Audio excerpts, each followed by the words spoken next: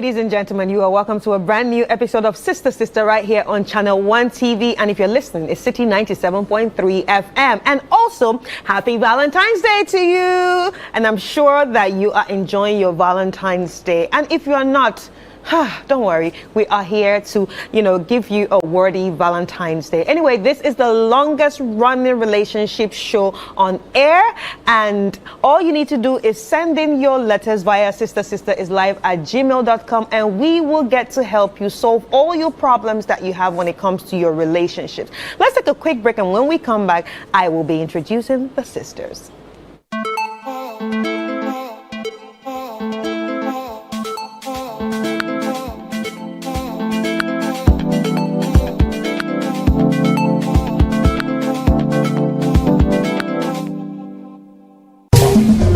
March, we invite you to splash in the pool of cultural expressivity and soak yourself in the celebration of indigenous authenticity in our Heritage Month.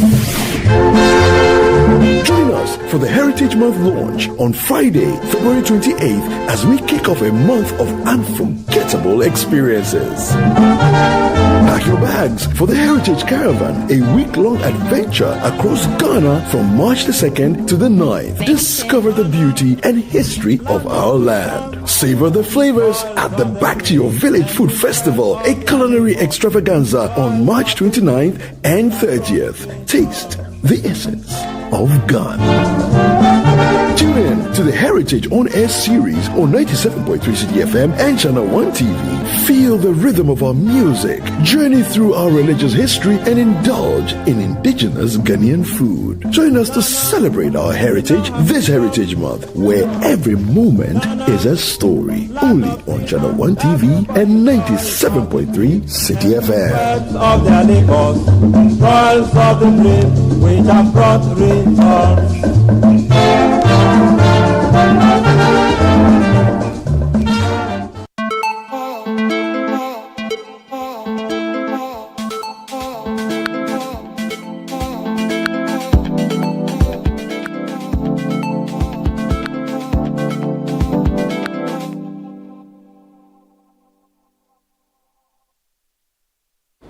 Welcome back, guys. It's still Sister Sister right here on Channel 1 TV. And if you're listening, it's City 97.3 FM. Like I said, love is in the air and it's Valentine's Day. And of course, that's why everything around us today is looking, lovely. Everything is love, red. There are flowers, there are petals, there are balloons, and there's even some good wine. And of course, we have the sisters in the house. Ladies and gentlemen, it's time for us to introduce the sisters. Ladies and gentlemen, joining us after a very long time is Sicho. We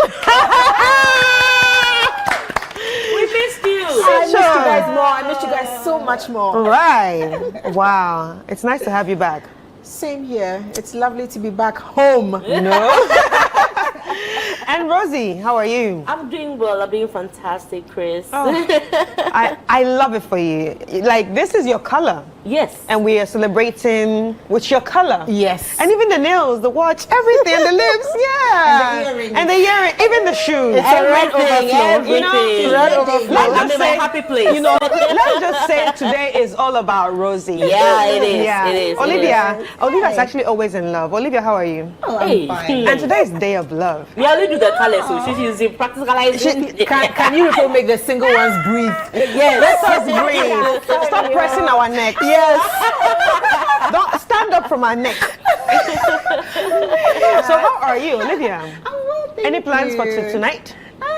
I'm just thinking about the recovery process after tonight. But anyway, Oh my God. Hey, I said the pressure. Wow. While we are here thinking about, how to have a good time, she's actually now thinking about the recovery process because she knows it's going to be a good night. yeah. Wow. Anyway, I hope everyone watching, actually feels like us right now. We're the singles. We're actually very happy too because it's a month of love. Even though we gnashing, nobody. I'm not gnashing. I love myself. That's good enough. That's what I want to say. Just remember to love yourself. I think it's a very, very important, thing that we really need to talk about. A lot of people do not love themselves, and that's why they cannot actually get the love that they want. So please love yourself out there. If you feel single, and buy yourself stuff, do something for yourself. Take yourself out for dinner. Take yourself out for dinner. I know it's already late in the night, but you can still plan something for yourself throughout this month. As for people like Olivia, we're happy for you. Olivia and Rosie. Simple and short. Yeah, and Rosie. Yes. Yeah. The married gang. Gang. So if you can do gang. Right? Right. Anyway, ladies, it's time for us to check out the stories that I call them stories, but they're actually letters that you have sent to us. And we want to say a very big thank you for sending in the letters. And if you're wondering, how can I send my letter? Just send your letter via sistersisterisllive@gmail.com, and we will get to read it on the show and also try to help you find ways to navigate these problems. It's relationships. There's always going to be issues, and we are here to help you try to navigate them.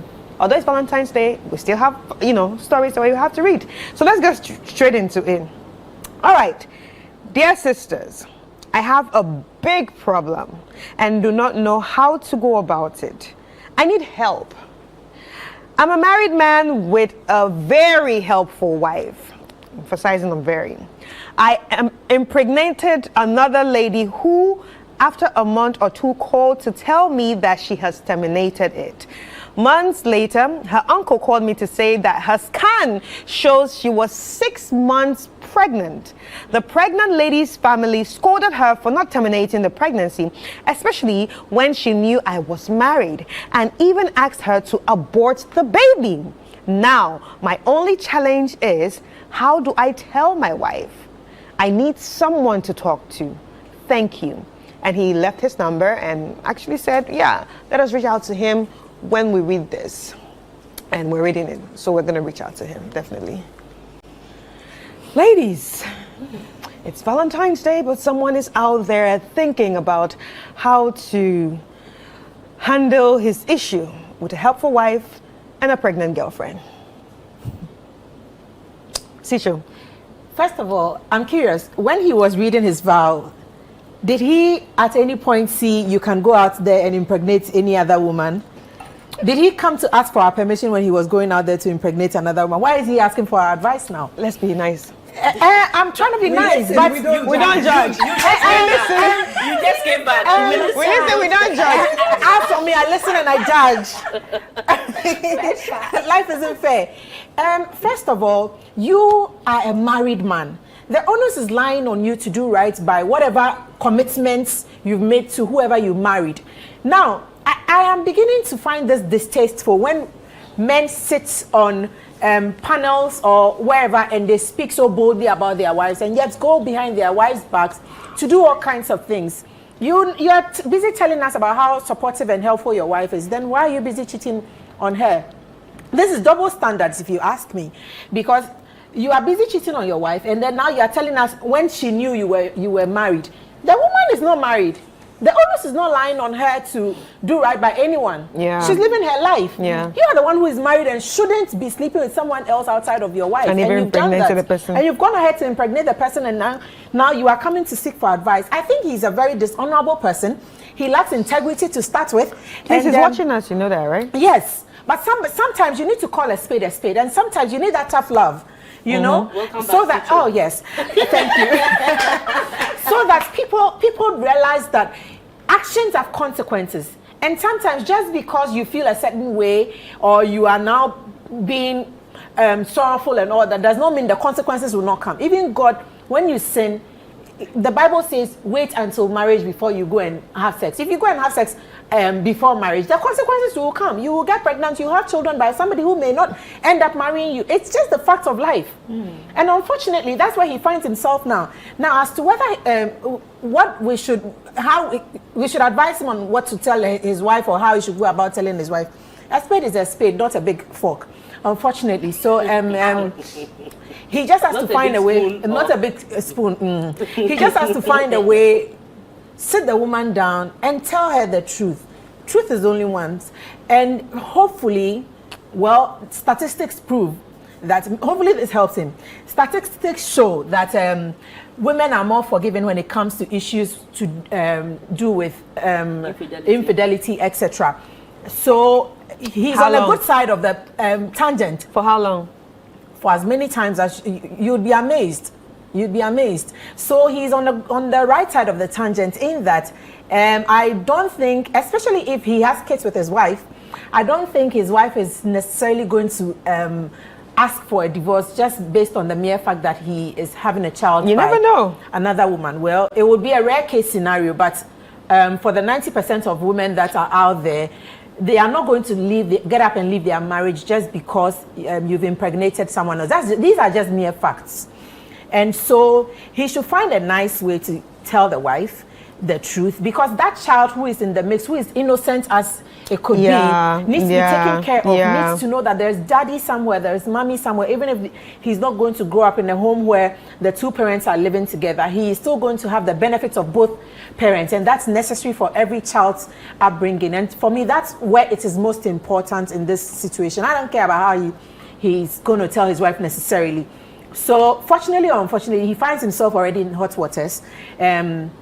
He has to now gather the courage, the same courage he gathered to go and have sex outside of his marriage. He needs that courage again in this instance to break it to the wife. break it to the wife. You can't hide it. You can't hide it, because pregnancy is going to come out after a couple of, it's already 6 months. It's a matter of 1 or 2 more months for it to show. Yeah. And It might be you don't want showing a in some situation people. where, exactly. Yeah. You don't want a situation where this girl comes to your house where you and your wife live, and then now somebody else is the one breaking the news to her. It will be honorable that you rather call her, sit her down, apologize, show remorse, and let her know that this is what you have done. In most cases, I must say, women are forgiven when they can realize that you are remorseful and you are willing to make a change for the betterment of the relationship. I think that's where a lot of men falter. So most men are apologizing, but they are not ready to make the change. Exactly. I was going to ask you, like, when you look at this situation, do you think, he just said he asked her to abort.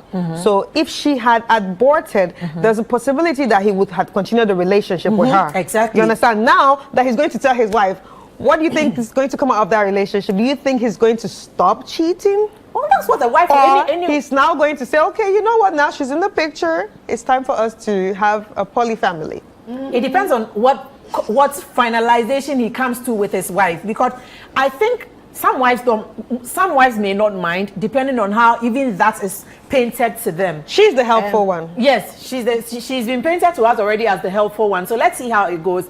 You know this person best, and you know if you would want to have a polygamous marriage, and she's going to be open to that idea or not.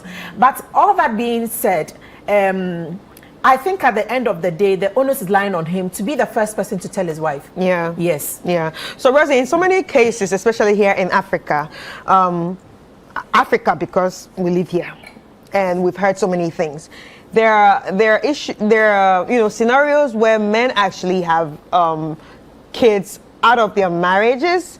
Like there's a whole family, but the wife never knows. Do you think it's advisable in this situation where he will say, okay, you know what, I can still handle it. Maybe she lives in Adenta and we live somewhere in Dansoma and they will never meet. You know they have that kind of, or she lives in Adenta and probably this one lives in Cape Coast, Tema, or even maybe out of Africa. Do you think it's something he should do, not tell the wife? Nope, not at all. I would not side with that, because gradually the world is becoming a global village.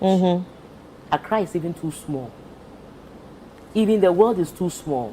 You know, I've had instances where you travel and you think that, oh, nobody knows you here, and then from nowhere someone's like, oh, Rosie, sister, and then you realize that, look, a lot of people know you way beyond the boundaries that you think. So what it means is that issues like that would definitely come out.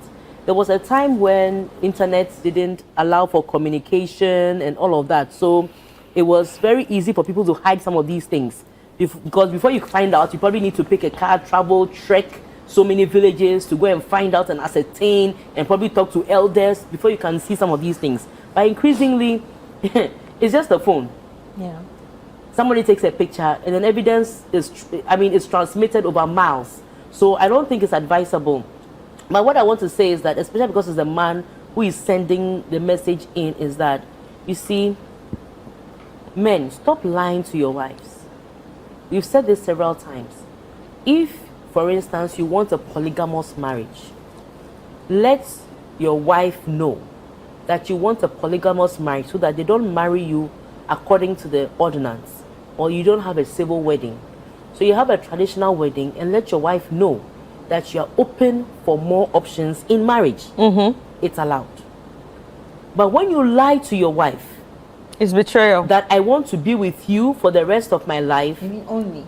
you and you only, it becomes betrayal. Number two, people think that the decision of whether to get pregnant or not to get pregnant, protecting yourself, I agree, it solely lies with the woman. Not solely, it largely lies with the woman, because the woman is the one doing the carrying. It's her body. It's her body. Her body, her choice. But as a married man, even if you want to play, you should know that you should play in a way that you don't bring STDs to your family. Exactly.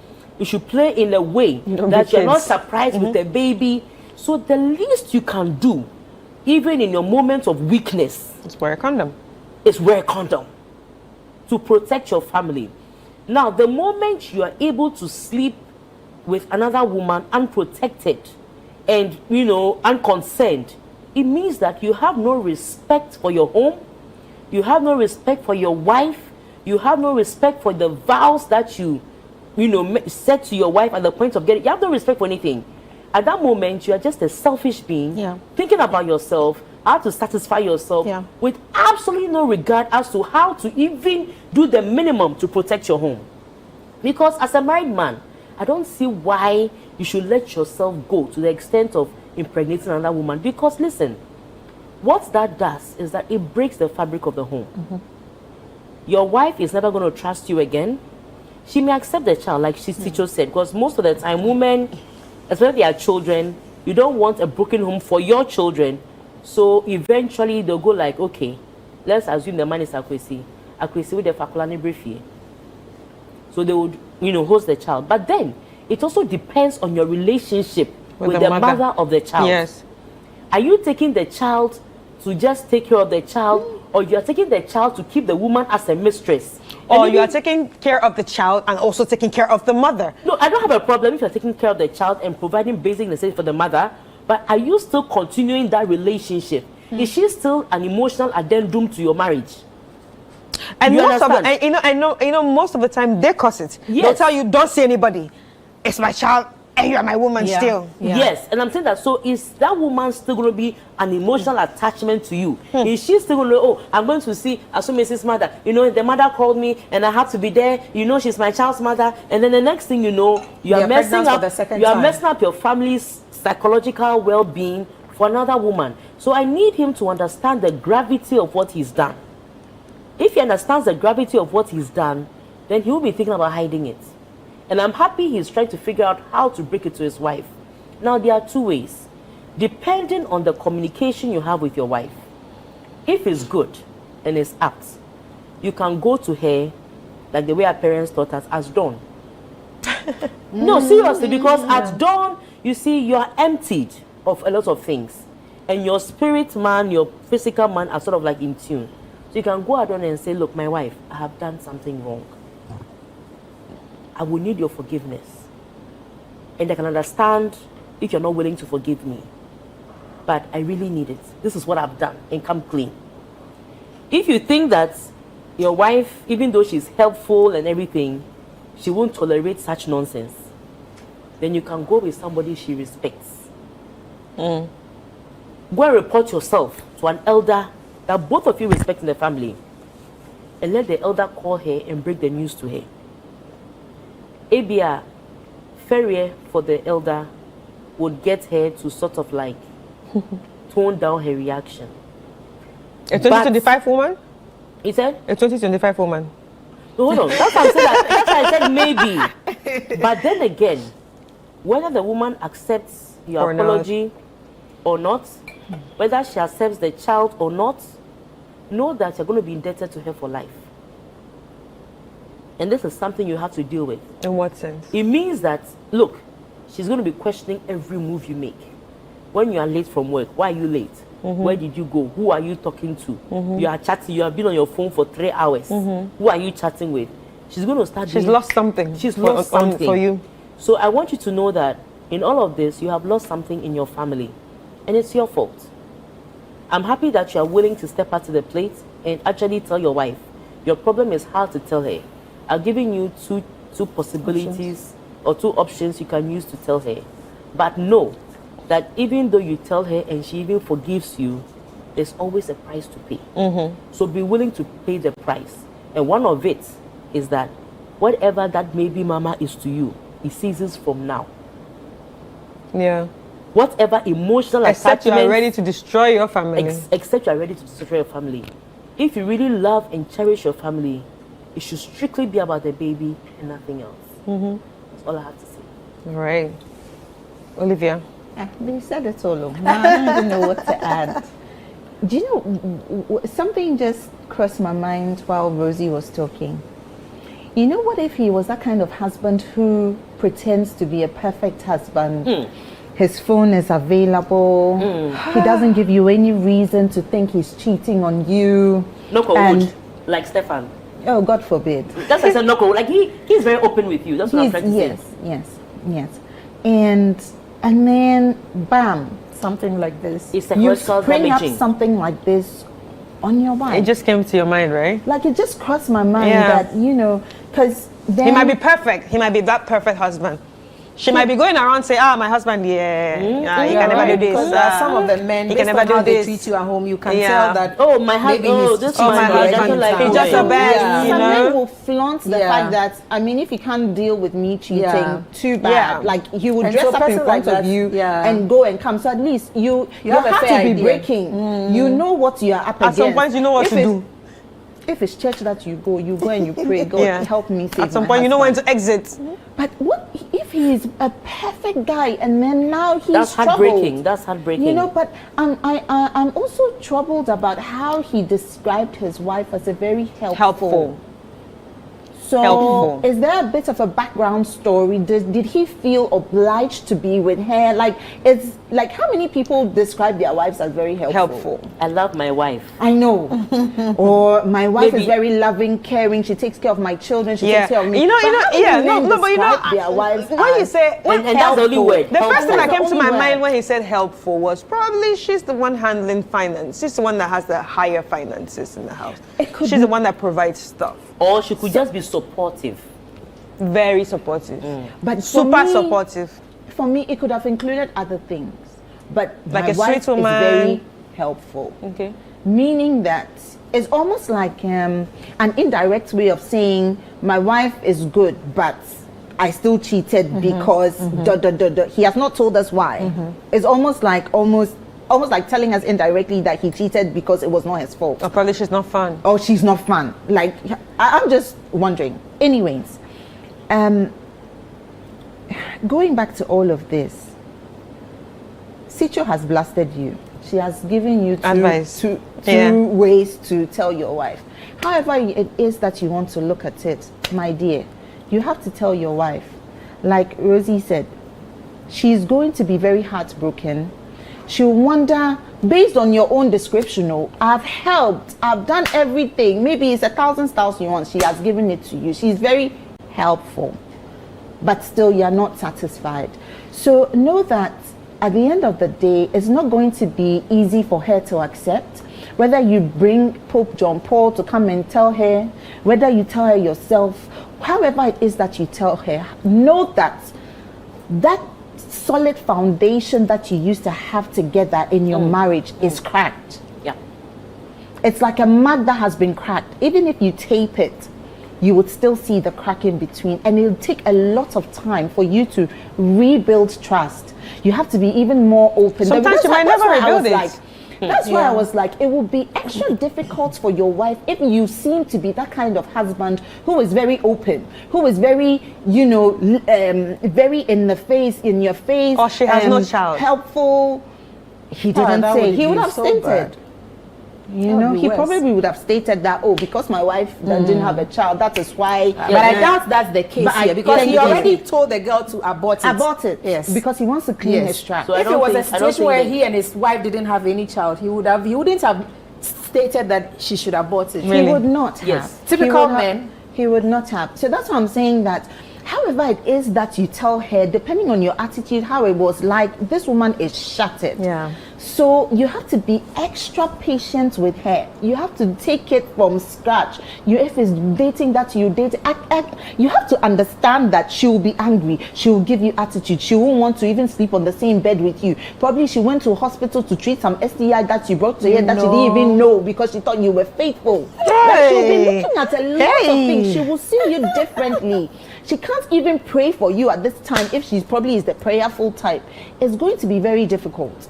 But you caused it, so you have to be patient in all of this. If it means that you have to help do rewire hair, if you people have to go for counseling, be in it and show that you are dedicated. You'll be there on time. You pick her up from work. You both go for counseling. This is post-marital counseling. You need it. It's urgent.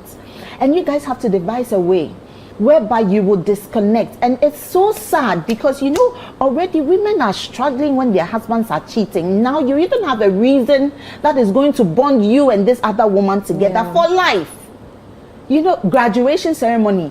Yeah. This woman is going to be there. Baby's birthday. When the child is getting married. When the child is sick. Baby's birthday. So far. When you're sick. Come on, we need you right now. Yeah. Maybe, God forbid, something happens, you need to donate blood. You are the person. Something is always going to bring you two together. She's going to be in your face. That is going to, like a sore. Yeah. It's going to sort of always mess up your wife's emotions. So you see that, okay, maybe she'll start healing. She'll start forgiving you. Then bam. She calls. He probably needs to pray for the other girl to get married. Like, it's a never-ending curse, never-ending cycle. So you except have to she gets married. But even that, it's not easy.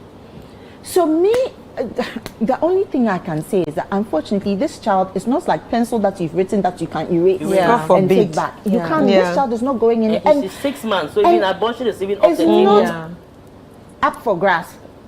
And don't forget, in all this wahala, don't forget that child did not ask to be here. Exactly. So whatever it is that you need to do, let your wife know. If at the end of every month, when they pay you, you've decided you are using 2,000, you want to momo it to her. Any upkeep, anything. But I wish there was somebody else who was almost an intermediary between you and the girl, just because the father of the child needs to be present in that child's life as well. Even during the pregnancy. Yes. So exactly. I don't recommend just momoing the person and that's London.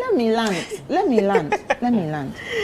In all of this, right, you're going to find yourself in the middle of making your wife happy and making your maybe in this instance, I'm not even going to talk about the woman because you're already upset with her that she didn't abort. But I'm going to talk about the child. So you're going to find yourself in the middle. While you are busy trying to please your wife and tell your wife that you are Superman, you are no longer going to do this. Your baby is at stake. Your child is at stake. The child needs your attention. So it's either you beg your wife to have the child, once the child is born, have the child, I don't know. Some people do that. Whereby, okay, now the wife has admitted it is your fault. Your mother we can arrange for you to see your mom. But in the meantime, let me have the child come in. I will raise the child as part of my children. God forbid. God forbid. If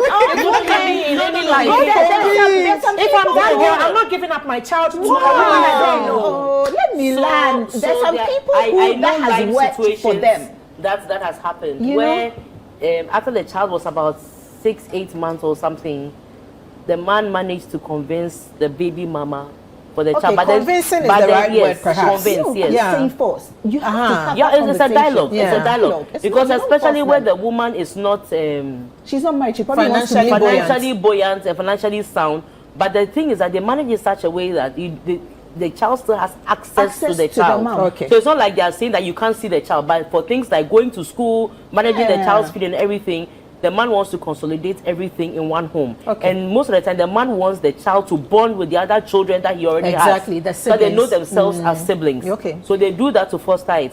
But this is all subject to the wife. The wife saying, and how okay, accommodating the other she woman is. also Yes. agreeing that I'm giving up my child. Exactly, to Yeah, that's you. why I said comfort. convincing. So, exactly. So Yeah. he has to be in the middle of all of this because at And the end of liaise the day, properly. the bed. That is how he laid it. So Yeah, he has to- Because when you look at it, I want that to say might be her something. only child. Let's Yes. say God Yeah. said that's your only child. Yes, but for I life. want to say something. what if she also wants to get married? But I want to use this And she wants to live a opportunity. life?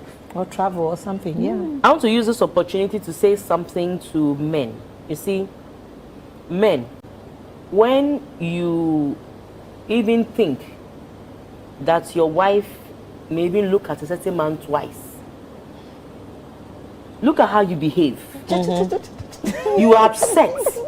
You are worried. You are dying You are inside. dying inside all over the place. And yet, you people have all manner of relationships with other women and you expect the woman to be fine. I just want to tell you that the heart that you have The same, is the same heart that the woman has. The same color, The red. hurt that you feel Is red. is the same hurt that the woman feels. The only difference is that society has indoctrinated women to believe that we can handle that kind of pain. Can't. And it's normal for men to do these things. And society has sort of taught men that you are the man of the house. Keep you on can doing do it. and be forgiven. And that is the biggest lie on the planet. A lot of women are bleeding. Yeah. It's the They African are society. bleeding. Yes, a lot of women are bleeding and they can't say it because unfortunately And sometimes they can't your be- own mother, Yeah. your own mother, your own family will tell you, is he taking care of the children? And then sits there. Do you know what me I went through? Yeah. So let me just take this point to address men that listen, anything that when your wife does to you, you are not happy about it, just know that when you do to your wife, it also hurts her. Yeah. Let's take a quick break and then we will be right back.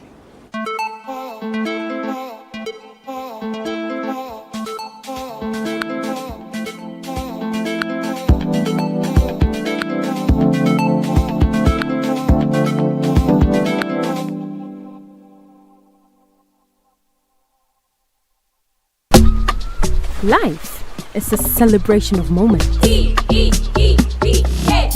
and small.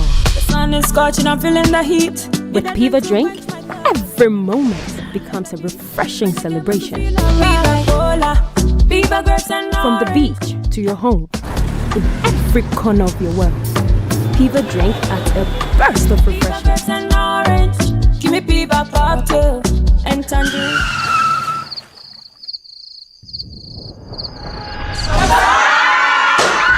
Celebrate every moment with Piva Drink. Refreshment for every occasion.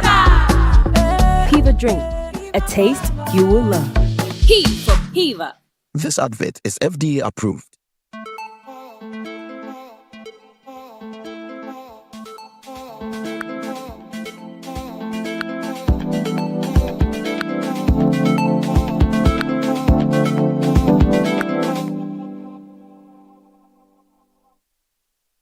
All right, ladies and gentlemen, you are welcome back to Sister Sister right here on Channel 1 TV. And if you are listening to City 97.3 FM, and of course, I'm sure you can hear the murmuring because we just got, off a very heated conversation from the first letter. Now it's time for us to check out the second letter. Sisters, are you ready? All right, hello, sisters. Please, I'm in a relationship, but sometimes I worry about a few things. One, I'm a Christian and my guy is a Muslim. He is very caring and knows how to treat a woman, but one thing I worry about is our religion. Sometimes I doubt how our marriage will be and how we are going to do it. And whenever I tell him I can't be Muslim, he says he doesn't have a problem with it, but I'm scared of how it will turn. 2, earlier in the relationship, his sisters were very friendly with me. But at times, as time went on, they don't talk to me again. Even when they see me, they don't even say hi. And I wonder if I have done something to them, or is it just that they don't want me to be their sister-in-law? I told my guy about this, and he didn't take it seriously. I'm so confused about the situation, and I honestly need advice on what to do. Should I end the relationship, or should I continue? Sisters, please help me. Rosie, I'm going to start with you because of that giggle. Okay, next time, remind me not to giggle. No giggle. Okay, so I've had the privilege of engaging with a family that is very multi, I don't know. Religion. Yes, religion. Like, the dad was Muslim. No, became Muslim. Okay. Married a Christian, made the woman Muslim. They gave birth to children. The children Muslim, born Muslims, now married Christians, and they are now Christians. So I've seen it work. And one of them, the couple, the man is Muslim and the woman is Christian, and they haven't changed. And they're still good. And they're still good. They've been married for years, and they're happy. They're happy. Nobody has heard from them. So I know it's doable. However, what I'll say is that certain conversations need to be had. And the biggest conversation is not whether you will convert to become Muslim or not. It's about where your children go. For me, that is the most important Who would they follow? Conversation to have. Because most of the time, women follow their mothers to church or their mothers to the mosque, because the mothers are the initial carers of children. So most of the time, the children do that. But if you have a family that is so bent on having Muslim children, that is where the challenge is going to come. And you take cue from your husband to be as to his disposition, how open-minded he is, because trust you me, in 2025, it's not as serious as in 1990 something where it was so bad, it was even unheard of. But in 2025, there are a lot of things happening, cross marriages and people even married just with the consent of parents and not necessarily the big family. So a lot of things are happening. So I think you need to feed off the energy of whoever you are dating. But however, the conversation should not be about you not converting. You and your fiancé,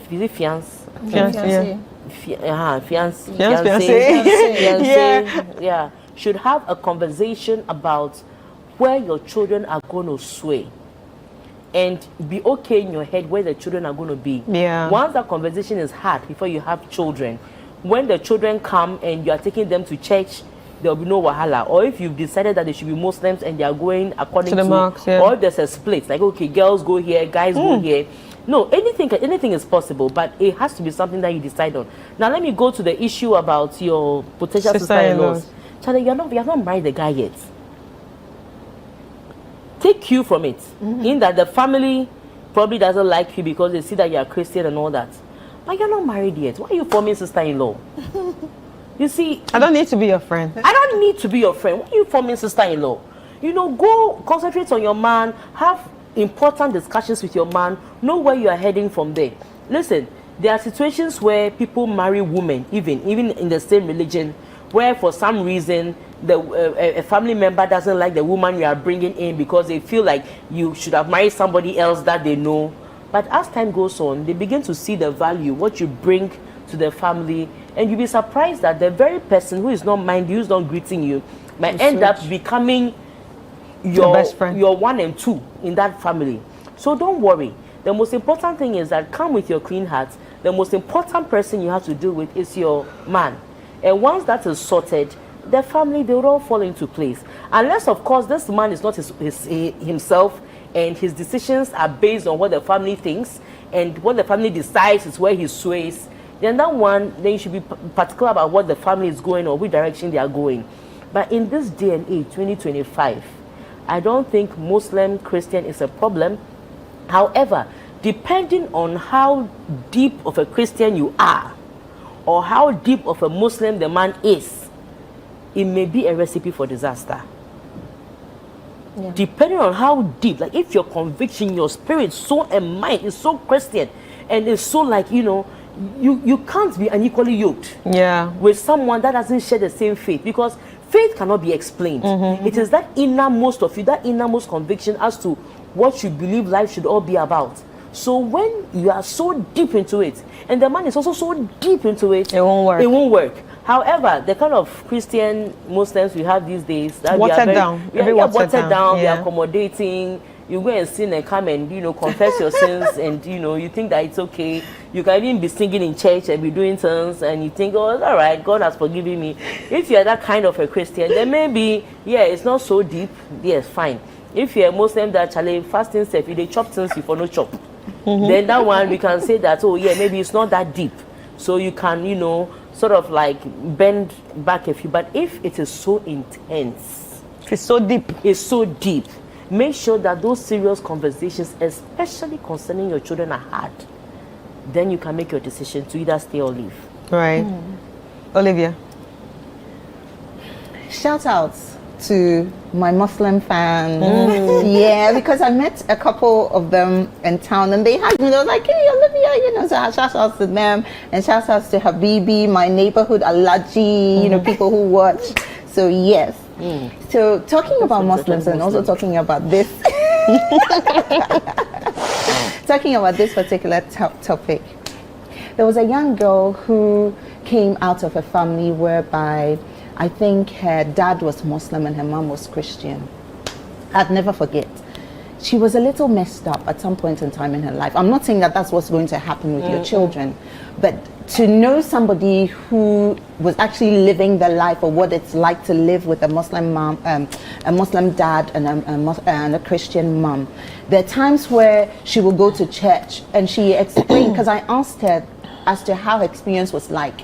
And it was I felt so bad for her because growing up she would go to church with her mom. And now that she's a little older, she feels she wants to find herself. She wants to know more about the Islamic belief. Yeah. So she'll just wake up one day and go to the mosque. So today she's Christian, tomorrow she's not, because her mom and her dad are not separated. As long as I can remember, they've been together and they seem to be living their lives comfortably as parents. But she, as a child, in the middle of all of this, is messed up. She doesn't know whether she's Muslim today or Christian tomorrow. But her parents are fine. Her parents are fine. I always say that usually children don't ask to be here. So most of the time, the decisions that we make we should not just think about today. We should think about tomorrow. We should think about the innocent lives that are involved in all of this. So today, love is nice. Today, everything seems to be going well. You're in love, all of that. But as relationships evolve, as you grow, you realize that he's not as understanding as he was with regards to my beliefs. And you are also not as understanding as you were, or as you thought you were towards his belief. Imagine this scenario. You finally have a baby. Your parents agree. You guys get married. You're together. Naming ceremony. What's it going to look like? Are you going to take the baby to church one day? Are you going to invite them, your husband's, imam, to come? Like, at the end of the day, the children are in the middle of all of this. I'm not saying, like Rosina said, I'm not saying that is impossible, but me, Olivia, if I was a Muslim, I will marry a Muslim because I'm growing up from a house that we have certain beliefs. We have a culture. We have things that define who we are and define what we want to sort of leave with regards to legacy, with regards to how we want our children to grow up if I were Muslim. Here being the case, I'm Christian, so therefore, I'll bring up my kids the way I know best, or the way I know how, with regards to what I believe in. So it's a bit tricky. And with regards to your sisters-in-law who are not nice today, sister-in-law, to be, who are not really as nice to you, I feel like it's too soon for you to be worried about them. It's nice to know that they are on your side, or it's nice to know that, they are cordial with you. But if they no longer feel like they have to be cordial with you, I also feel like it's a bit of a red flag, because already with regards to relationships, you don't know where you're at, you don't know a lot of things. So it's sometimes nice to know that, you have friends in your husband's family. Like if they're just cordial, I'm not saying you should be best friends, so if they're cordial with you, it would be nice. But you haven't even gotten anywhere, and already it's like they don't like you already. So now imagine that you're married. It could be a red flag. It could be a red flag. For me, it's a red flag. For me, it's a red flag. Even though you're not supposed to be best friends with them, enjoy your space, but at the end of the day, it's his family. They could have some kind of influence on him whatsoever. You are not sure. So I always like to tell people, sit back, reflect, look at the bigger picture, look at the children who don't ask to be here. Imagine what kind of future you want for yourself. Life is beautiful, though. Everybody wants love. Everybody wants to be loved in return, but the consequences of the decisions we take today will affect tomorrow. So sit back, and sometimes love too can be overrated. So just look at logical. The bigger picture. You know, I'm not going to say go for it, don't go for it.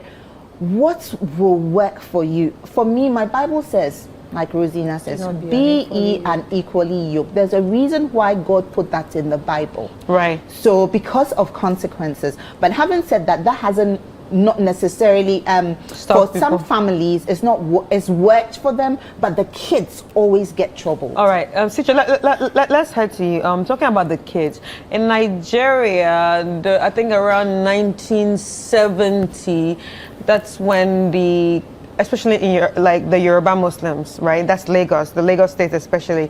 Yoruba Muslims are known to be very tolerant people. They are known to, everybody knows them as tolerant. They don't push with the haram thing. They even sing Muslim gospel in their mosques. They sing. They literally sing. So they actually started this thing of getting married to Christians. So they have, if you go to some homes and you ask, what religion do you practice, the kids? They'll be like, Chrislam. So they go to church and they go and then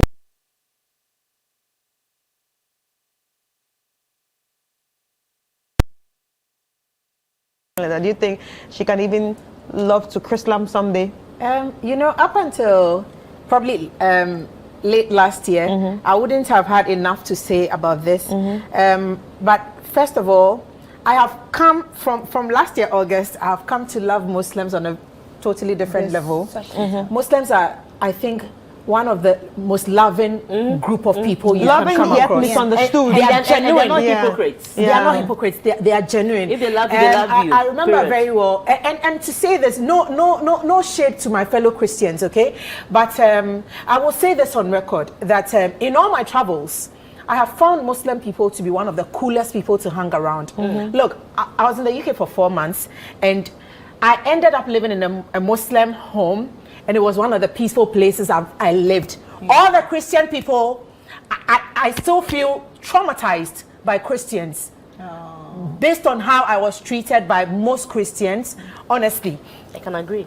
And so I have come to have a deeper appreciation for the religion, the people, and how they do their things generally. So, however, this is not going to be biased based on that, but I just wanted to put that out there before we proceed. Now, because my sisters have tackled this from 2 different angles, I'm going to try and tackle this from a very liberal point of view. So forgive me if it doesn't sit well with you, but this is my stance on it. First of all, the Bible, as I know it, as it stands now, God didn't come from heaven and write the Bible himself, like we were told. Yes, true. Let's call it human beings that wrote it. It's human beings who said to us that they heard and they were inspired by the Spirit. They were inspired by the Spirit. Today, TB Joshua and co, other pastors and co, they hear from God as well. So I am sorry, but the Bible and the religion thereof is man-made. So is the Islamic religion as well. Somebody wrote it. And everything that is in it. One person said you can marry 4. One person said you can marry 1. It's all somebody who said they were inspired by someone. However, I still believe in my spirit that there is a higher being up there who takes care of all of us. So I'm not disputing the fact that God exists. But let's call a spade a spade. That same God who created Abu Isaka is the same God who created Rosie. Now, if we can understand that as human beings and be open-minded about the whole thing, some of these things shouldn't come into conversations, because they're being not unequally yoked. Somebody sat somewhere and said, "Oh, God told me this," and wrote it. Now let's move away from that. When two people come together, if we believe there is a bigger creator up there who puts these two people together, all we can do as human beings is to make sure that their existence as two people who are forging something beautiful is supported. We cannot sit here as people and make it look like, oh, especially if these two people are single, they have not been committed to other people, be it in the present or in the past. So there is nothing really holding them against being with each other. Nothing stops them from being together. Even with the sister-in-law bit, I think it can be a red flag or a no flag at all, depending on the maturity of the man you are dealing with. I will go back to a personal experience in the past where I had been with somebody who is Christian, but a different type of Christian. And he was immature at the time, saying, oh, his family is this religion, and so he cannot marry someone. I have to, at all costs, become that particular type of Christian before we can get married. Long and short, I was also being stubborn at the time, probably naive, and so I didn't go that route. And so he went and married someone else. But the point is, I feel like when you're dealing with a matured person, an open-minded person, the conversation is totally different. It's different. Whether it's from their mother who is misbehaving, their sisters who are misbehaving, or whoever, it's totally different. And then also, when it comes to children, there are children who have grown up in Islamic homes, Christian homes, and they don't know jack about anything, about the very religion they were brought up from. That's the only religion they knew, and they couldn't make head until my own parents started off going to some church, and then we went to Tema Joint Church, and then long and short now they are Jehovah's Witness. I'm not saying they are bad parents, but what I'm saying is people evolve. People evolve, and then sometimes when a person has not found themselves, it is not because of whatever religion they were brought up from. They are just still attempting. Even Christians who were brought up from Christian homes, I'm still finding myself and the religion I believe in, because people have showed me shege in this life, and mostly it is Christians, unfortunately. And so I am sorry if I see a Christian and I have more doubt of you than the Muslim person walking the streets or the Ekanka person walking the streets, because Christians will show you shege and you start to doubt God and his existence. So now, let's pick this thing from a very liberal point of view. I don't see anything wrong with this. If the person he is dealing with is matured enough, open-minded enough to know that there are going to be issues, but we are going into this thing together, and we will deal with it together as a team, and we will raise these children together as a team, so that when the children grow up and become open-minded enough and to the point where they can make decisions for themselves, they will get to choose, but they will be exposed to the both religions that we know. I think that's the only way it can work. All right. Can I quickly say this? Before there was religion, there was individuals. There are individuals, and people are responsible for the decisions you make. You can have Muslim people who don't treat people good. So can you have Christian people who don't treat people good? At the end of the day, it depends on the individual and your personal relationship with God. So let's not mix the two. Nobody is mixing the two. No, she didn't mix the two. She's not mixing the two. She said from her own yes, and she gave that disclaimer. But all I'm saying is that you can still have religion is different than individual. I've met very good Christians. I've met very good Christians. You know what? I think it's just about people. It's people. I've met very good people, and I've met very bad people. Anyway, on that note, thank you so much, sisters. I think we had a very interesting conversation, and I like the fact that it was a bit heated. You know, different perspectives. Different perspectives. What I love about it. You understand? Different perspectives, but we still agreed with some things, and we disagreed with some things. And I hope this actually helped the people that sent in their letters. I know they might be confused a little bit, but anything that works for you. But on that note, let's take a quick break, and when I come back, I will be sharing my final thoughts.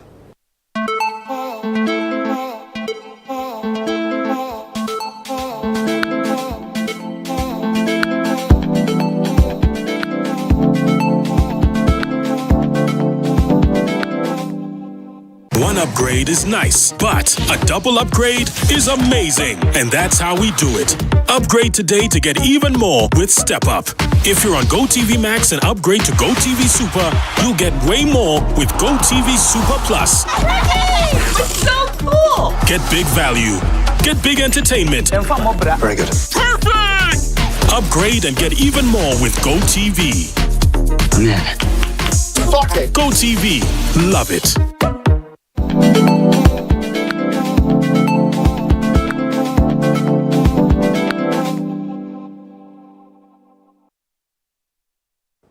All right, ladies and gentlemen, you're welcome back. And it's time for me to share my final thoughts right here on Sister Sister. And if you're watching us, this is Channel 1 TV. And if you're listening, it's City 97.3 FM. So before I share my final thoughts, I just want to say a very big thank you to our sponsors, Kivo, Pepper, and Cindy Rice. Thank you for holding us down always. And today, it's no different, especially on the month of love. Thank you for still being with us. So I'm going to be sharing my final thoughts. The first letter on man with helpful wife and then pregnant girlfriend. Okay, so I don't want to bash you so much because the ladies have done all the bashing already, especially Sicho. She listens and she judges you. Yes. So I don't want to bash you so much. But all I can say is that the deed has already been done, but now you need to decide what you want to do. Do you still want to keep the woman or you don't want to keep the woman? From all indications, this is somebody that probably wants a child because we don't even know how old she is. And she might be thinking, if I abort this child, maybe I'll never have another child again. This is what goes through the minds of every woman. Do you understand? So, and it's her body. And therefore, she can keep a child if she wants to, or she can abort it if she wants to. So what you need to do is decide, do you want this girl or you do not want this girl? If you want the girl, anyone that you actually decide on, want or not want, you still need to tell your wife. Don't be that man that says, okay, I want to hide it and then my wife will find out later, or maybe when I die, at the funeral ground, some child will just appear, oh, I'm his child too, because you guys do that a lot. But we don't want to do that. It's better to tell the truth now. So find a way to tell your wife the truth. It can be what Rosie said. You can tell her directly. You know her temperament and you know how she reacts. It can be through, direct means, or you have to go with someone else, that will do this for you indirectly, but some way direct. For me, I think that's the only solution. You cannot hide this. You can't hide it. And it's 6 months. You can't even force her to have an abortion. Like I said, her body, her choice. You cannot force anyone to have an abortion. And you need to make up your mind. What do you really want? Who are you? Are you a polygamous person? If you're a polygamous person, then better start saying it now, because even if you confess, later you might still go and do another one because we don't really trust people like that. And even if you're not a polygamous person, like Rosie said, there are some people that still have respect for that family. If the temptation was too much, at least the least you could have done is wear a condom. Apart from pregnancy, something else can come up. Another STD can come up.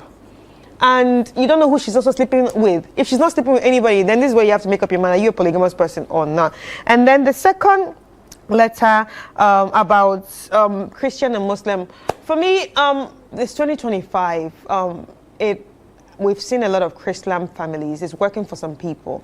And at the end of the day, it's all about having conversations. Have that conversation with your partner and ask him, what does he really want? Where do you think the children are going to go? Do we want to leave it to the children to decide who they want to be?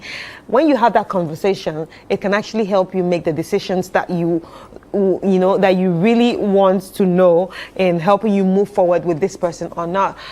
But yeah. Thank you so much for joining us, and thank you so much for sending in your letters. Really appreciate it. And also a very big thank you to our sponsors once again. And I hope you are going to have a good evening. And if you're not going to have a good evening, say you don't have anything to do this evening because, you're already at home watching Sister.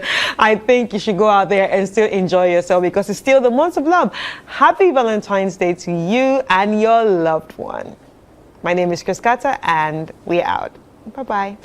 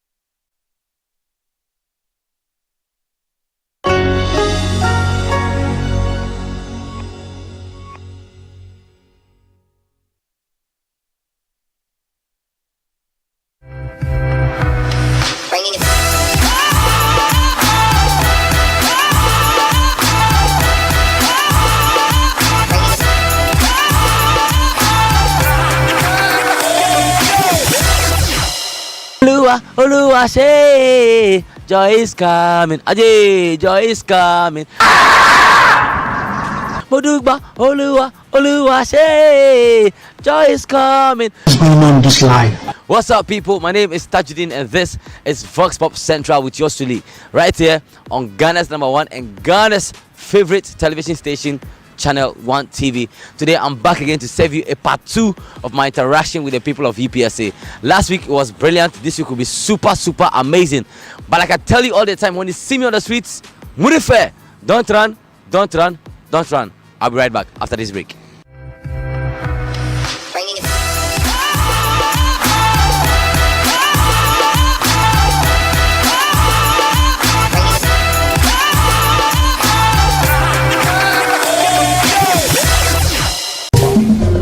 March, we invite you to splash in the pool of cultural expressivity and soak yourself in the celebration of indigenous authenticity in our Heritage Month. Join us for the Heritage Month launch on Friday, February 28th, as we kick off a month of unforgettable experiences. Pack your bags for the Heritage Caravan, a week-long adventure across Ghana from March the 2nd to the 9th. Discover the beauty and history of our land. Savor the flavors at the Back to Your Village Food Festival, a culinary extravaganza on March 29th and 30th. Taste the essence of Ghana. Tune in to the Heritage On Air series on 97.3 City FM and Channel 1 TV. Feel the rhythm of our music, journey through our religious history, and indulge in indigenous Ghanaian food. Join us to celebrate our heritage this Heritage Month, where every moment is a story. Only on Channel 1 TV and 97.3 City FM. Of their labors, toils of the brave, which have brought results.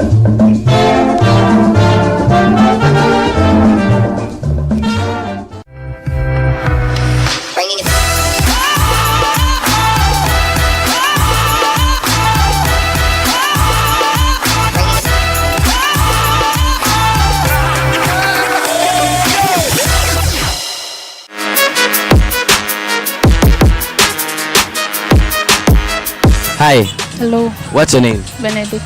Benedicta. That's a beautiful name. What's your name? Josephine. Josephine. I'll start with you. Tom is pronounced Tom. Ato is pronounced Ato. When you put the two together, what do you get? Tomanto. Tom is pronounced Tom. Ato is pronounced Ato. Put the two together. Tomato. Perfect. After a financial transaction, okay, what proof is given? A receipt. After a financial transaction, what proof is given? A receipt. Pronounce this word. Cellulose. Cellulose. Cellulose. Cellulose. Cellulose. Pronounce this word. Can't see. Still can't see. Hey, still can't see. Hey, we can't see. Oh, we can't see. Sea hotels. You say? Sea hotel. Is it? Sea hotel. The sea hotel. The hotel. Okay. What does the idiom "hit the nail on the head" mean? Hit the nail on the head. Hey. Hit the nail on the head. I have not heard of it. He's lying. What does the idiom "hit the nail on the head" mean? The exact point. Okay. Hi. Hi. What's your name? I'm Elizabeth. Elizabeth. Hey. What's your name? Miss V. Miss V. Yes. Hey. Tiptoe. It's VIP. Watch me go slow. No go. Babala wine for me. One don't go down for me. Continue. Please, I don't know that.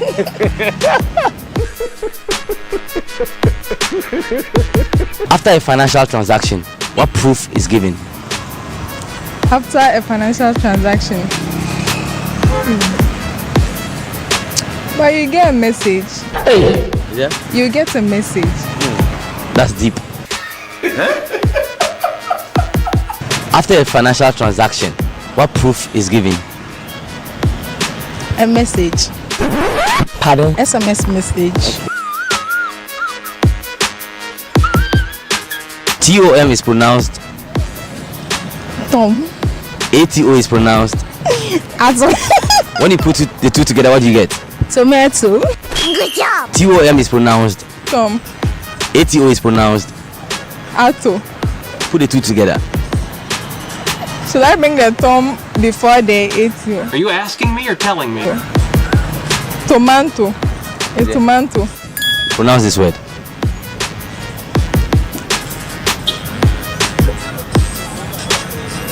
Hey. Pronounce this word. Cellhoid. Yeah. Cellhoid. Very hot.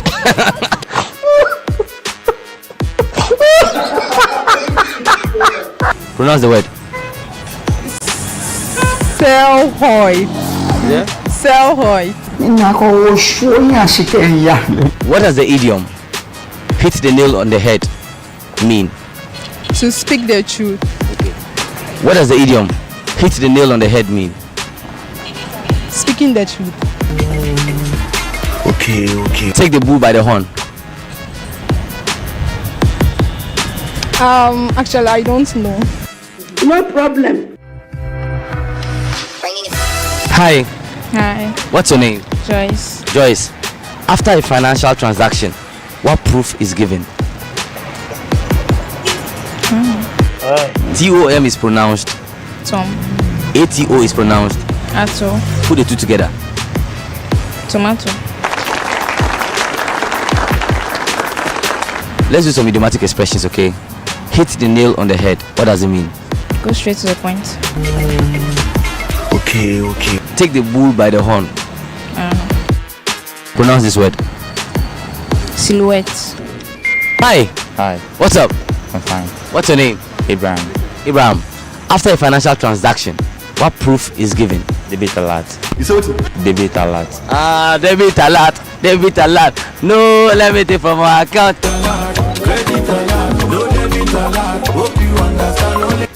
Okay. That'd be hard.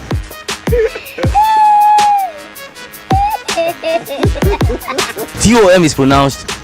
Tom. ATO is pronounced. ATO. Tomato. Put the two together. Tomato. Yeah. Tomato. Clap for her. Pronounce this word. Silhouette. Is it? Silhouette. Silhouette. Let's do some idiomatic expressions, okay? Hit the nail on the head. What does it mean? You relax. Shall your man go into the history archives? Hit the nail on the head. What does it mean? I don't know how to put it though, but for me, I would say like go straight to the point and like stop beating around the bush. Okay. Take the bull by the horn. Okay, in our culture, that means be careful. If I tell you take the bull by the horn, be careful. Be careful. My friend, take the bull by the horn. That's be careful.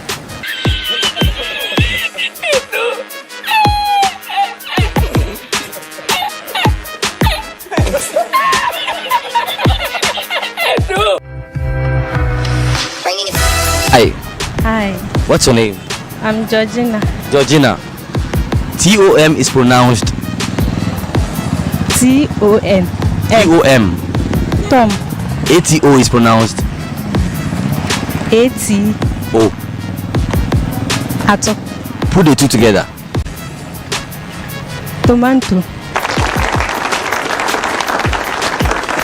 After a financial transaction, what proof is given? Is balance. Is it? Balance is balance. So they tell you to check your balance. 50,000. Okay, that's nice. Pronounce this word. Sea salt.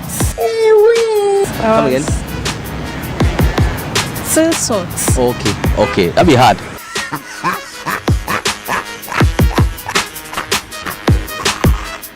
Let's do some idiomatic expressions, okay?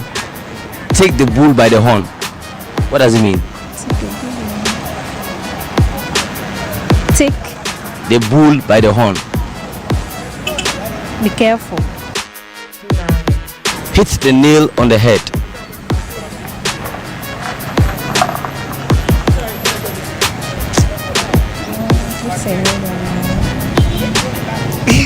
You are getting there. It's not coming in.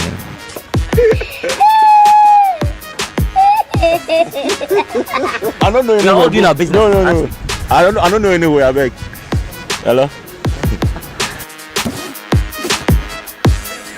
Alright guys, you're still watching Vox Pop Central with yours really touched in right here on Ghana's #1 and Ghana's favorite television station, Channel 1 TV. I'll take a short break. I'll be right back.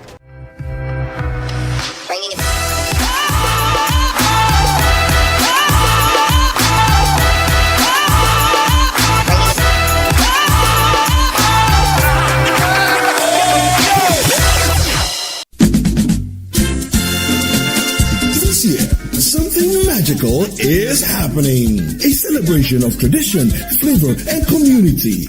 Welcome to the Back to Your Village Food Festival 2025. Taste the heart of your heritage with mouth-watering dishes from across the country like Ademe with Akple, Tozafi with Ayoyo soup, Kokonte, Apopranta, Rare Quine, and many more. From rich spices to sweet treats, it's a journey for your senses. We're taking you back to your village. Oh yes, let's recreate our age-old recipes. But it's not just about food, you know. We're celebrating culture, connecting with family, and making memories that last a lifetime.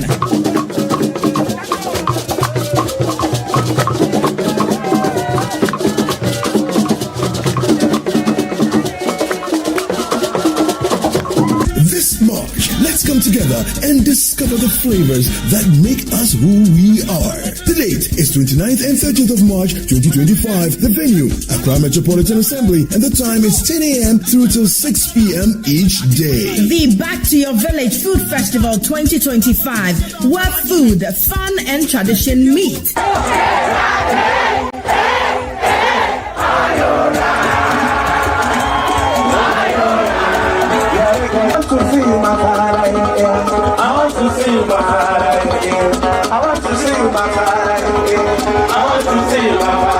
See you there. Interested vendors should call 0558-973-973 or 0205-973-973 to register. The Back to Your Village Food Festival 2025 is powered by Channel 1 TV with support from 97.3 City FM.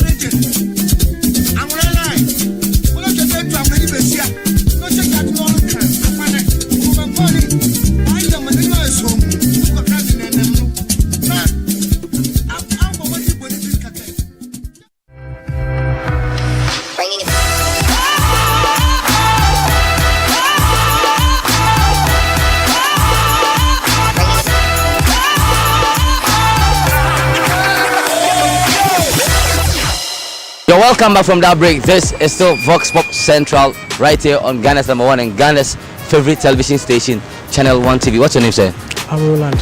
Roland. Oh, nice. After a financial transaction, what proof is given? A receipt.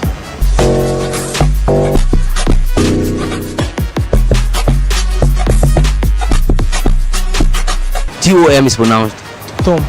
ATO is pronounced ATO. Ato. Put the two together. Tomato. Clap for her. Let's do some idiomatic expressions. Okay. Hit the nail on the head. What does it mean? To say the truth. Okay. Take the bull by the horn. You take something by force. Pronounce this word. Seahoot. Is there? I can't pronounce it. No. Go free. It's pronounced. You're a man, you know.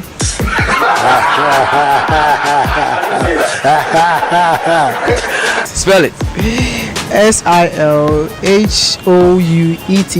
Pronounce it. Silhouette. Is it? Silhouette. Ah, wait.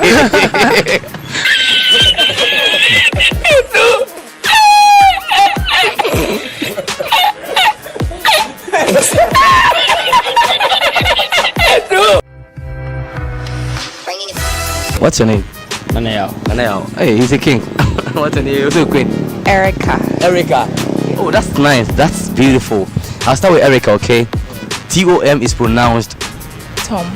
Ato is pronounced Atu. Put the two together. Tomato. Chama, make no give me your back. Then Chama will start giving you two kakalika things. Tom is pronounced Tom. Ato is pronounced Oat. Atu. Sorry. Put the two together. Tomato. After a financial transaction, what proof is given? A receipt. After a financial transaction, what proof is given? A receipt.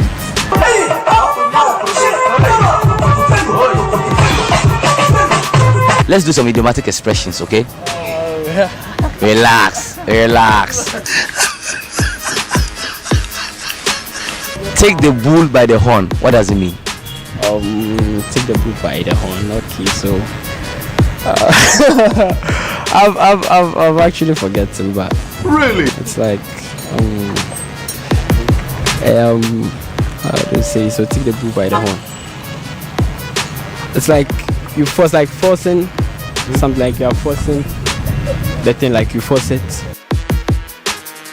Hit the nail on the head.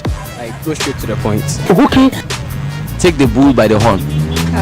Take actions into your own hands. Okay. Hit the nail on the head. Straight to the point. Okay. Pronounce this word.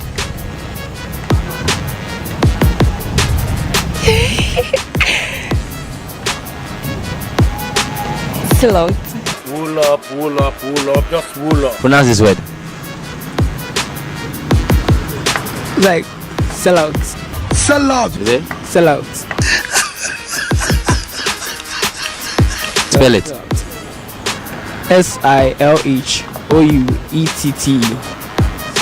How do you pronounce?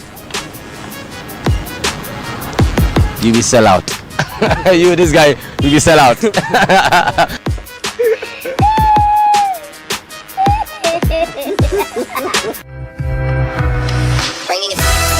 What's up? Oh, cool. What's your name? Richard. That's a nice name. Tom is pronounced Tom. Ato is pronounced Atom. Put the two together. Tomato. Is it? Tomato. Okay. After a financial transaction, what proof is given? A receipt. Let's do some idiomatic expressions.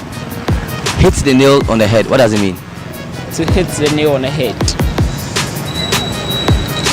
I have no idea. No problem. Pronounce this word. Silhouette.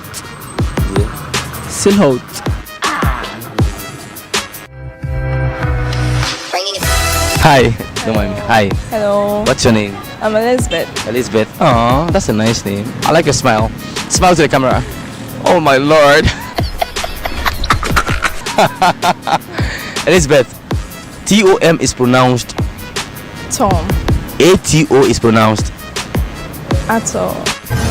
Put the two together. Tomato. Yeah? Tomato. I don't know. Which is which? Okay, tomato. After a financial transaction, what proof is given? After a financial transaction, what proof is given? I don't know. Yeah. Let's do some idiomatic expressions, okay? Hit the nail on the head. What does it mean? Oh, right. It's the nail on the head. I'm not very sure.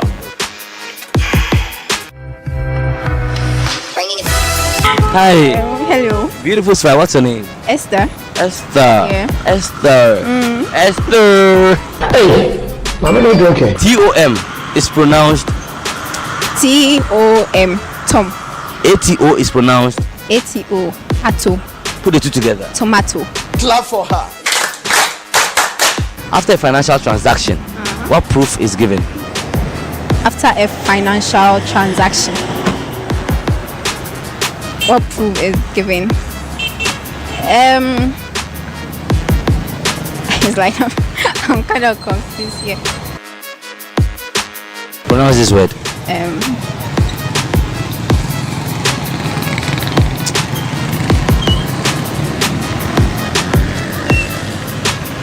Slot.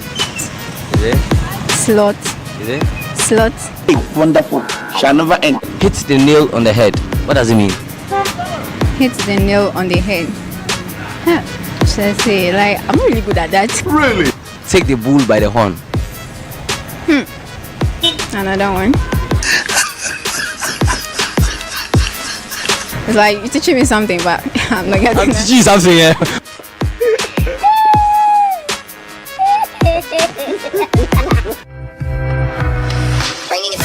So what's your name? Kalidora.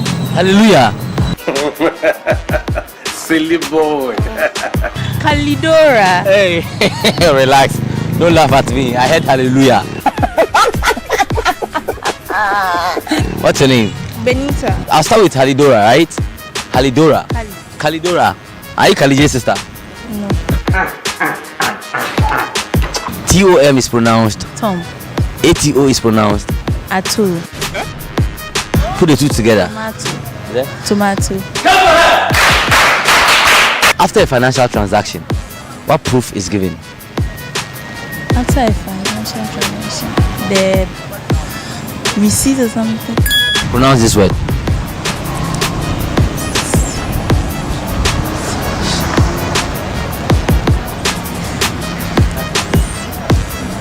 Silly shorty.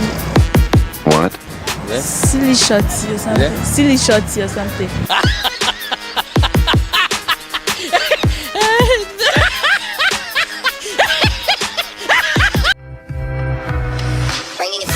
What's up? Fine. What's your name? Abdullah. Abdallah. My name is Tajuddin. Okay. Nice to meet you, brother. Nice to salam alaikum. Wa alaikum salam ta'ala wa barakatuhu. Assalamu alaikum. Alhamdulillah. TOM is pronounced. T-O-M is pronounced. Tom. ATO is pronounced. A-T-O. Ato. Put the two together. Tomato. After a financial transaction, what proof is given? A receipt. Clap for her. Pronounce this word. Silhouette. Silhouette. Or silhouette. Let's do some idiomatic expressions, okay? Hit the nail on the head. What does it mean? Go to the point. Okay. Take the bull by the horn. Face your problems. Yeah? Face your problems. Are you facing your problems? Abdallah.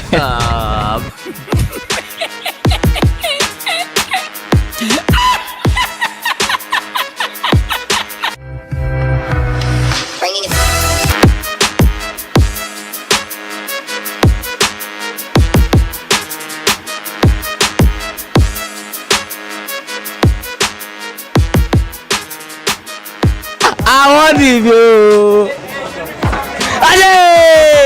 Hey. Where are you guys going to? Why are you running? Where are you guys to go? No, I don't know about, like, what's up? Where you guys to go? Like, what's up? Why did they run? Oh, because them see squad everywhere. No, they see squad say they come with and the whole microphone still there for run. Yeah. So what be your name? Yeah. Emmanuel. TOM is pronounced. TOM is pronounced. TOM. You are saying A.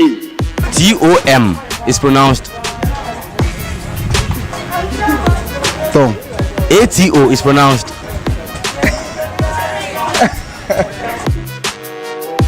What? ATO is pronounced. ATO.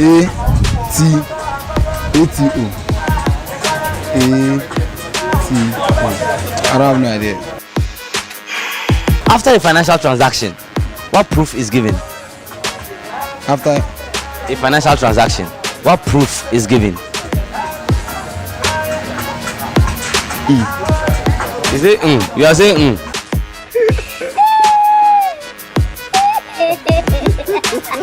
After a financial transaction, what proof is given?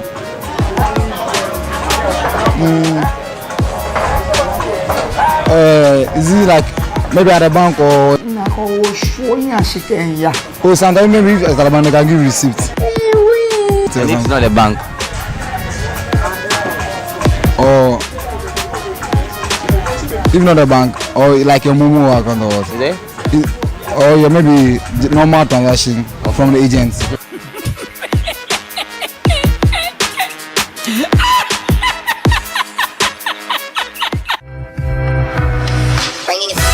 Hi. Hi, What's your name? my name is Janet. Janet. That's a nice name. Yeah, it's very nice name. Tom is pronounced. Tom. Ato is pronounced.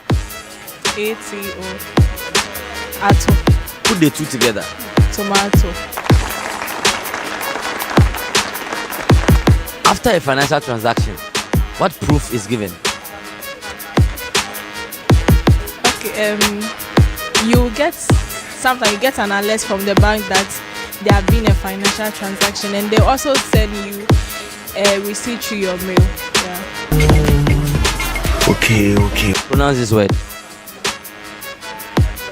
Seafood. What?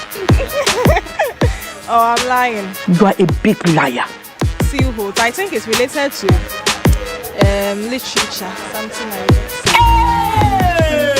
And I mean, what? Girls can lie.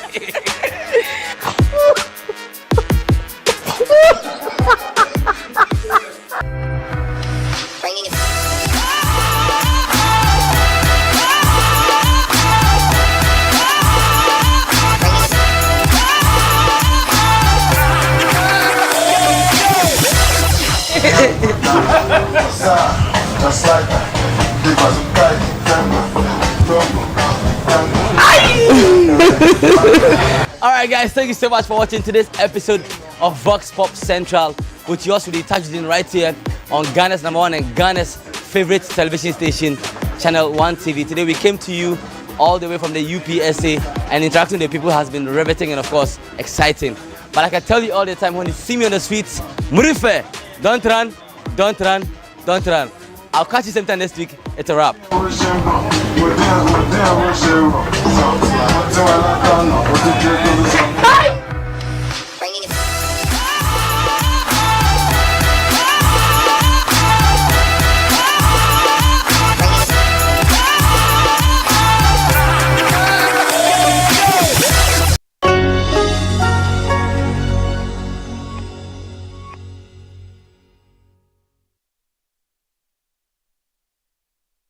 What are you doing in the kitchen?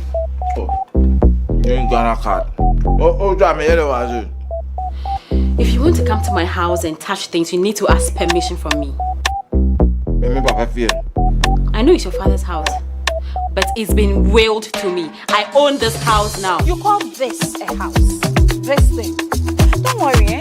Go to a better place. Oh, don't worry. Okasawa.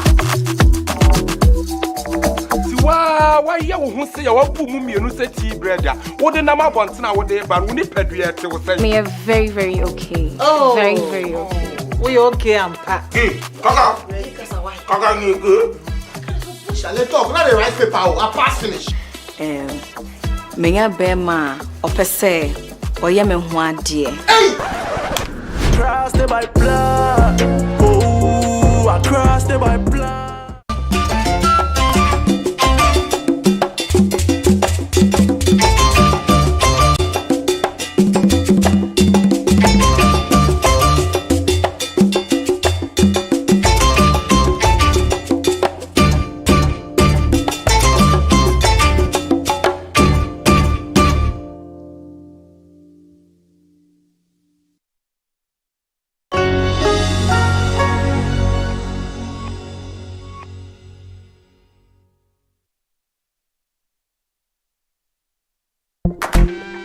A high-tech camera that takes pictures with incredible resolution, millions of pixels, color accuracy, and flawless detail. with an aperture that adjusts to light conditions and fantastic depth of field, and an autofocus that can even capture objects on the move. This amazing camera is the human eye. But extraordinary as they are, our eyes are delicate, as we'll be finding out from Laz, Hannah, and Severjan. Welcome to In Good Shape.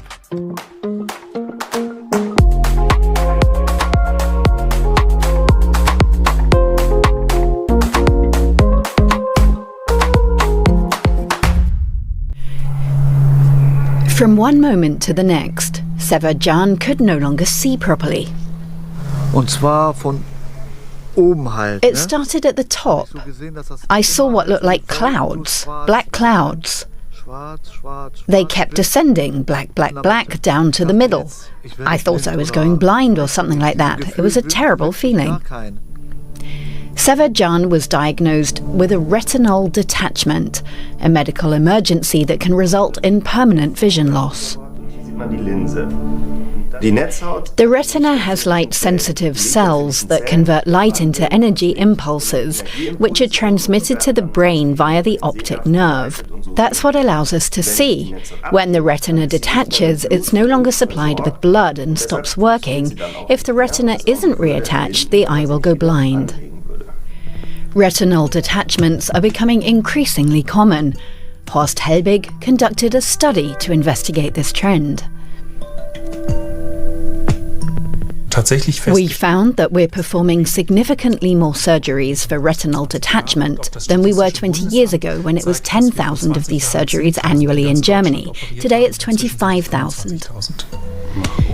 At university clinics in cities like Hanover and Hamburg, the number of retinal detachment surgeries continues to rise. Eye specialists say this is due to one main factor. More people are choosing artificial lens implants as an alternative to wearing glasses. Lens surgery increases the risk of retinal detachment. The risk is even higher if the surgery is done at a young age or if you're nearsighted. In those cases, the risk can increase 10 or even 15-fold. Lens replacement surgery is very effective for treating cataracts when the eye's natural lens becomes clouded with age and significantly impairs vision. But retinal detachment is always a risk. Cataract surgery is very rewarding. A clouded lens is replaced and the patient can see well the very next day. But it's not just clouded lenses being operated on. Clear lenses are too, so that people don't have to wear glasses. It's a lifestyle surgery, but carries the same risks as cataract surgery. Severjan had this surgery in his early 30s after seeing an ad on Instagram. It promised a life without glasses, with quick and inexpensive lens replacement surgery at an eye clinic in Turkey. I used to wear contact lenses, and in the evening my eyes were always itchy and irritated. So I thought, why not? Then I won't have those problems anymore. So I did it. No one warned him that a potential complication of lens replacement surgery could be a detached retina. The risk of this increases significantly after lens surgery, especially in younger people. When you're young, that means 50 or younger, the risk of a detached retina is significantly higher. So people who just want to stop wearing glasses should think about it very carefully. Retinal detachment usually takes months or even years to develop after lens surgery. For Severjan, it happened within weeks. At first he noticed flashes of light and floaters, but ignored these early symptoms. 2 days later, he felt as though a black wall had appeared in front of his eye. His doctor immediately sent him to the hospital. On the referral, they wrote emergency to make sure we were seen right away. At the Hanover University Hospital, Jan Toder saw that Severjan's retinal detachment was already quite advanced. It was too late for a simple laser treatment. There's fluid underneath, which is why the retina is detached. Right here is the sharpest vision. If we don't reattach the retina now, the retina here will die, leading to blindness in that eye. Surgery was necessary to save Sevajan's eyesight. It would have been better if he had gone to the doctor as soon as he noticed the symptoms, like flashing lights and floaters. That's because a detached retina often worsens within hours or days, and the sooner it's treated, the better the chances of success. If a retinal detachment is treated before the macula lutea, the area responsible for the sharpest vision, becomes detached, there's a good chance that vision will be nearly as good as before. But if the detachment involves the macula lutea, vision can be permanently impaired. Unfortunately, about half of all patients with a retinal detachment don't regain their previous level of vision. That's why doctors advise caution before undergoing unnecessary lens surgery. It increases your risk of retinal detachment, especially if you have other risk factors, such as severe nearsightedness. In nearsighted people, the eyeball is elongated, which puts tension on the retina and makes it more prone to detaching from the vitreous body. For people with nearsightedness greater than -3 diopters, the risk of retinal detachment increases significantly. In Sevajan's case,